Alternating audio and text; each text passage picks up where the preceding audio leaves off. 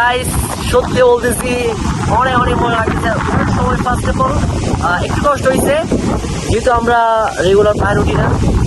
R by the way guys, এটা হলো আমার ল্যান্ডাকালের বন্ধু, মানে ছোটবেলায় নার্সারি থেকে পড়তেছি, ওর সাথে পড়ছি এবার প্রায় 6 বছর পরে। দীর্ঘ আমি বলি বছরটা বাদ দিলাম, দীর্ঘ 5 মাস হয়তো এরকম আমি বাতাস পাইনি। সত্যি একবারে অনেক অনেক বেশি ভালো হচ্ছে বাট প্লাস বন্ধুরা সবাই আছে সেটা প্লাস পয়েন্ট।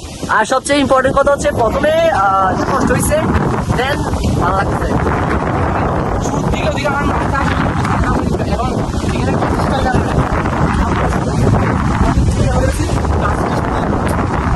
আর শিবা, তুমি তো গ্রুপে অনেক চিল্লাচিল্লি করছো যে চন্দ্রনাথ আমি জয় করবো, এখন তুমি জয় করার পরে ইনশাআল্লাহ আমরা এই তানভীর নিচে দিকে না মহারাম রে দাঁড়া দেখি কি হয়, দেখা যাক। ইতিহাস থেকে আলিফ তাহলে এত বড় শরীর নিয়ে এসে চন্দ্রনাথ জয় করছে, তো তোমার কেমন শুরু হচ্ছে?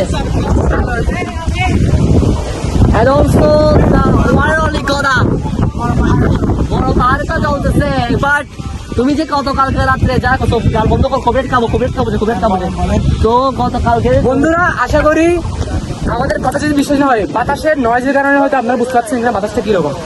আর পিছনে ব্যাকগ্রাউন্ড তো দেখতেছেন, পাতাগুলো কিভাবে নড়াচড়া করতেছে, এগুলো তো আর এডিটিং করা যায় না, ঠিক আছে? দেখি রেখা তোমাদের পিছনেরটা আমার ব্যাকগ্রাউন্ড একবার দেখেন গাইস, কি মাথা নষ্ট।